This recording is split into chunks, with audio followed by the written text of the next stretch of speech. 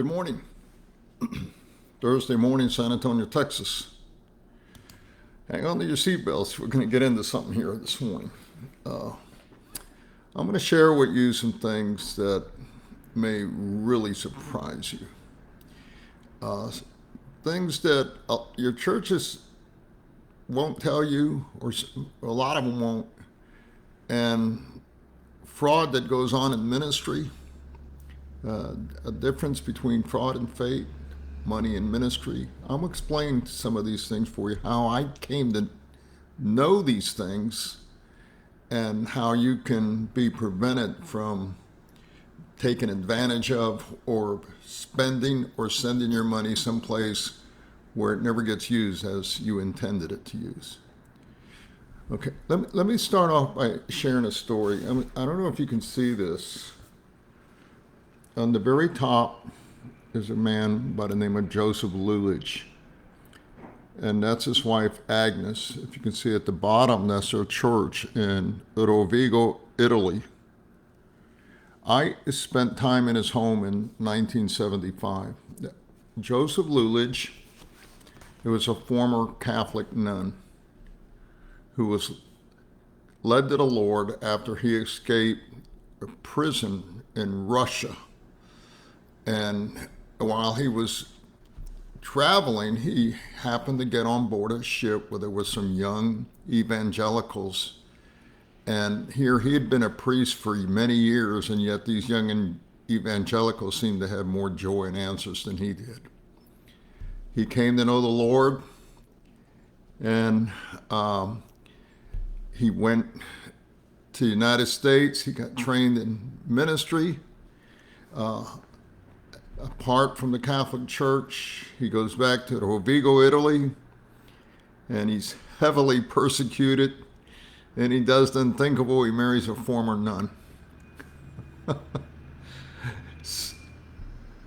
He was one of the most respected ministers in all that part of Italy.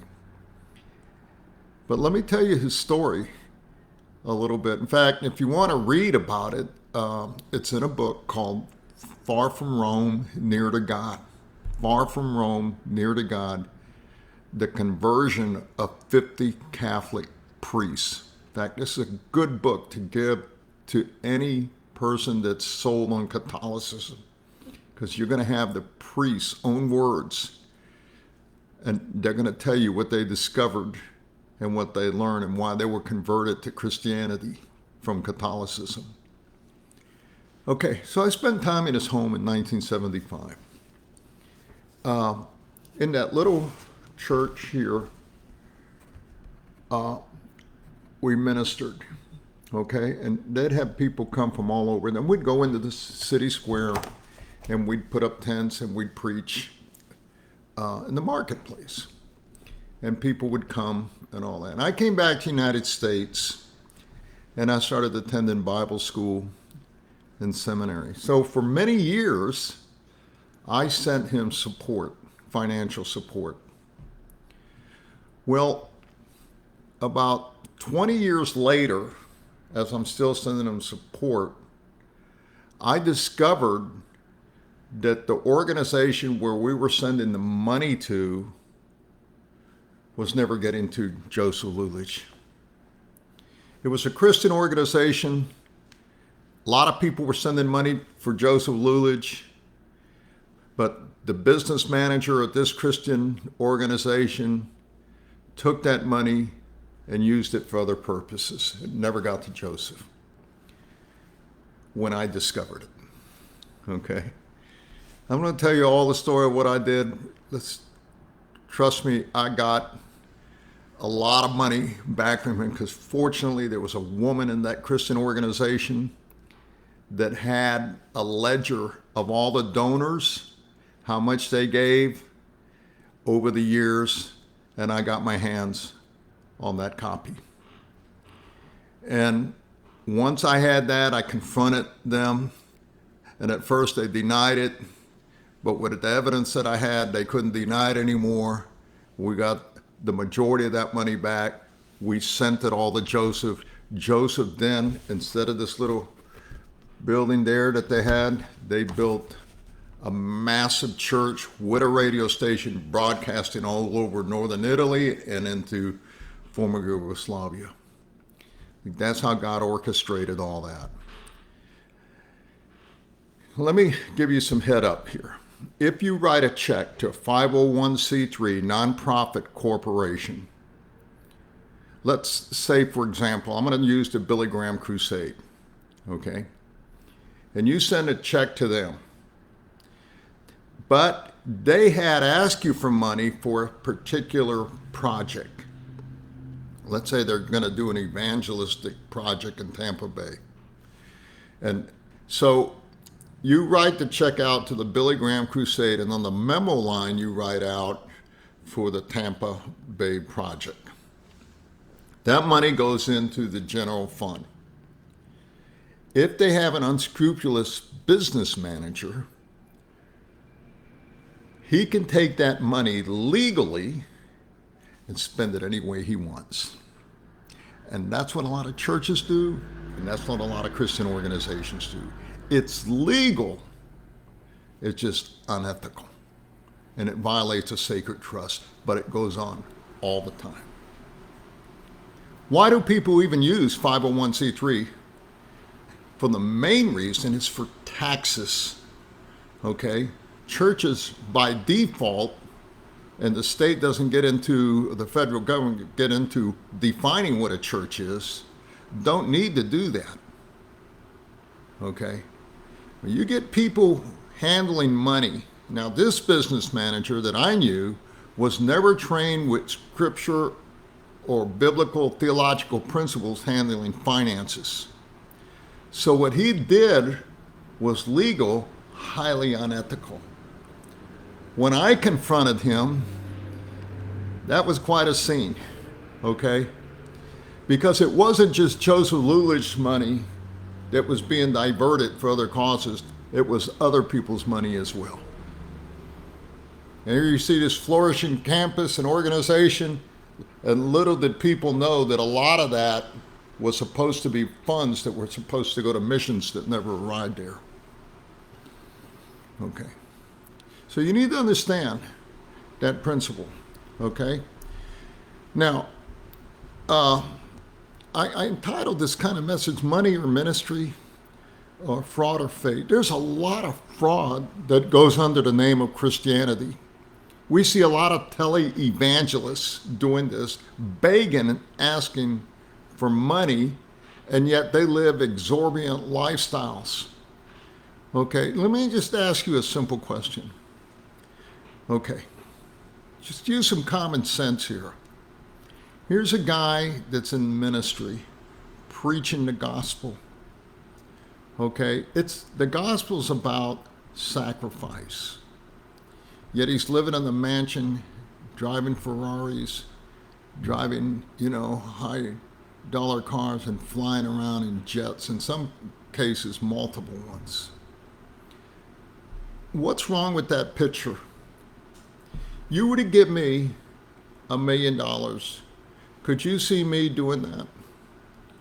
I wouldn't do that. I see, there's a thing called integrity or accountability. It has nothing to do with administrative accountability. And that's where a lot of Christians also get messed up. It has to do with spiritual accountability. And that is your accountability before the Lord to be a faithful steward with the funds that He has entrusted you with. Okay? And there are a lot of people in churches that are handling funds that don't have spiritual accountability, or in Christian organizations. When that happened with Joseph Lulich, I was forced to form an organization for the purpose of handling funds from so many churches and people so that we could get the money in this account and get it over there. And so we established a 501c3 nonprofit corporation, and we did it under a couple of things. One, under Clergy Financial Services, which oversees everything. And another was a the Association of Financial Accountability. Plus, we gave out reports every month to the donors of where their money went. And we sent a copy of that to the recipient so that Joseph or the other missionaries we had could then respond in thankfulness to the funds they got. So they made sure that the funds that they sent and where they intended it to go actually got there. Okay, and it gave the missionaries and organization an opportunity to respond in kind. Okay, so it's very important that you know that. Jesus had a treasure in his group. Who was it? It was Judas Iscariot. If you remember the story when Mary broke that perfume all over Jesus' feet, Judas is all upset because he says, man, we could have sold that and got a year's worth of, a salary, year's worth of salary and give that money to the poor. But Judas wasn't concerned for the poor. He wanted that money for himself because he was used to putting his hands in the cookie jar, okay, and taking out what he wanted and sticking it in his pocket. So we see a lot of fraud, and there's temptation for some people that shouldn't be in that. That's why you should always have, if you're counting money in an organization, you should have people, like it says in the book of Acts, that are spirit-filled, like Stephen or others, and have them multiple people counting and have a system of check and balances so that all those funds can be properly accounted for. Okay. Now, let me share a couple other things. Secular principles versus biblical principles. Secular principles are going to always appeal to your greed or the idea that you're going to get something in return. Biblical principles don't do that. In fact, biblical principles are sacrificial. If you remember the woman who gave all she had versus the Pharisee who gave a small portion of much of what he had, and Jesus indicated who was the true giver. It was that poor widow woman. Okay, one, she gave in faith. She gave all she had.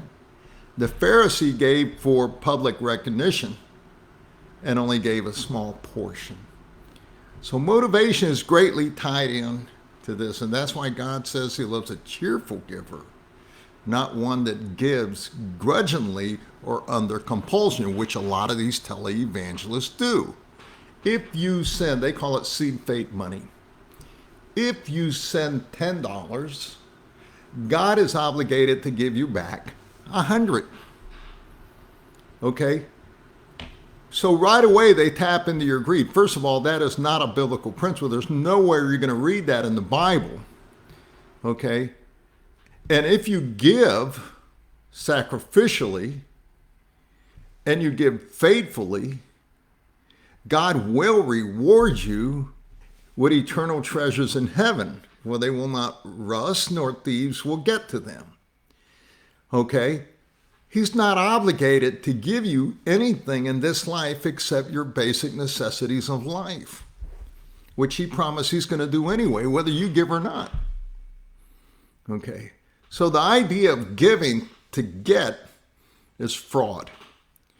When preachers do that, churches do that, they're getting involved in principles that are not biblical. Let me give you another one. Building programs.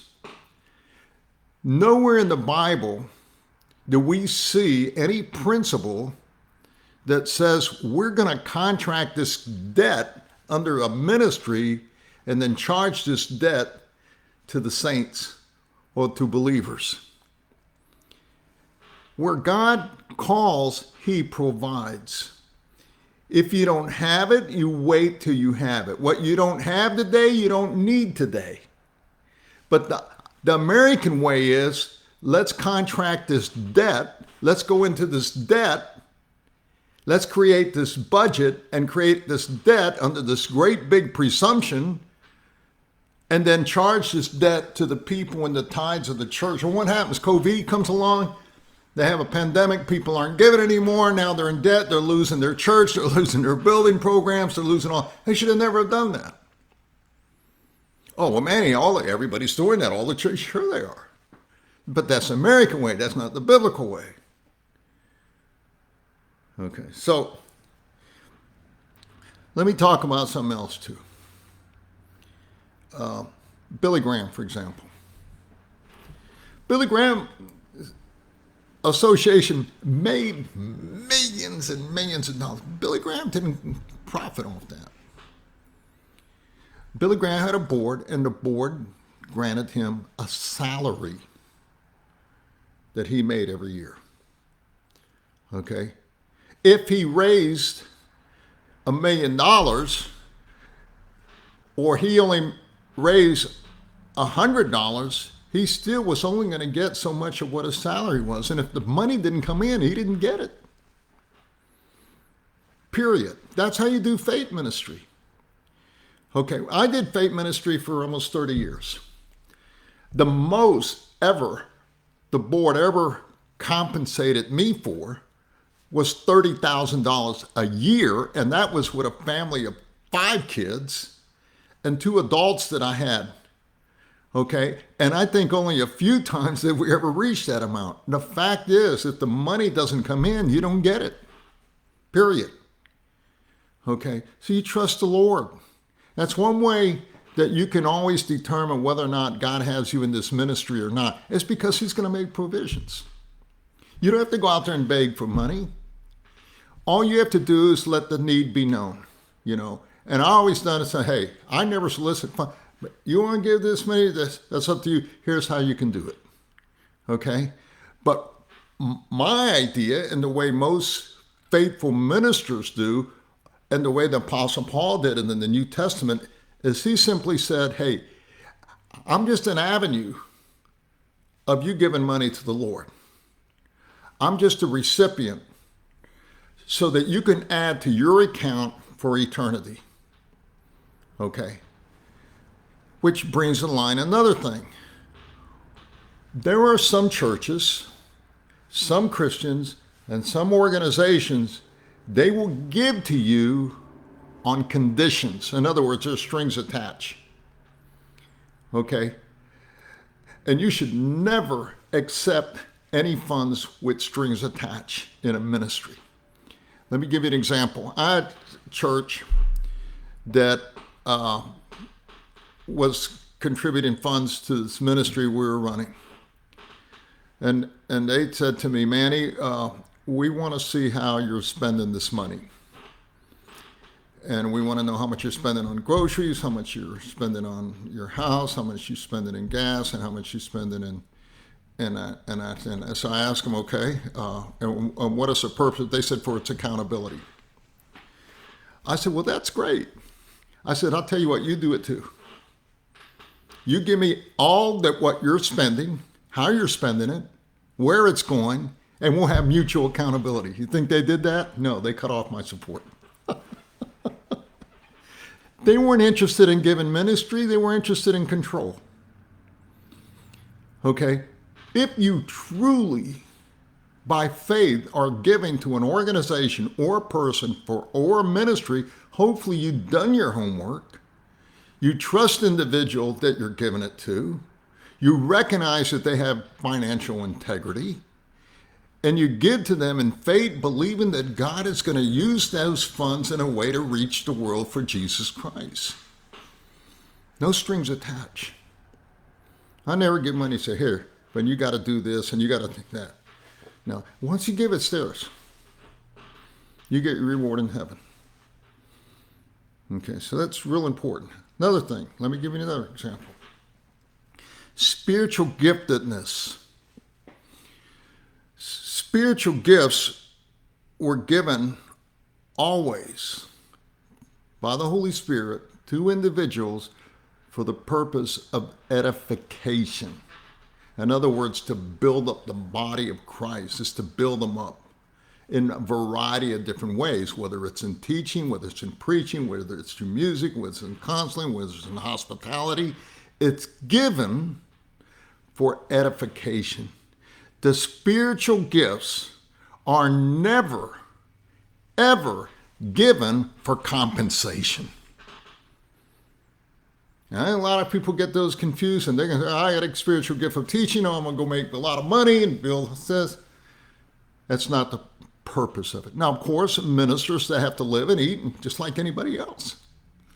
But there's a spiritual, biblical process as to how that takes place.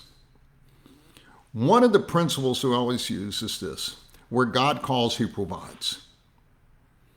Where God provides. Where God calls, he provides, always. Okay? That's one way you know for certain that you're on the right track. Okay. A couple of other things. When all those years that Joseph Lulich did not get his funds, how do you think he survived?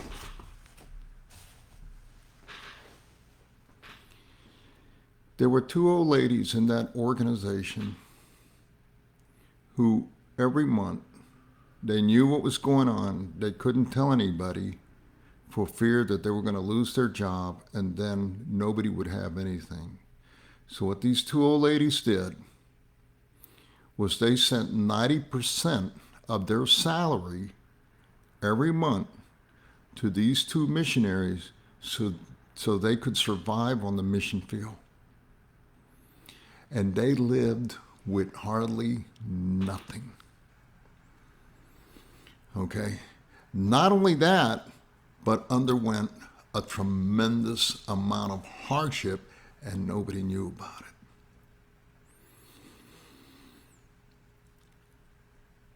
When I finally told Joseph Lulich and we got his money back and we sent it to him, you know what he told me?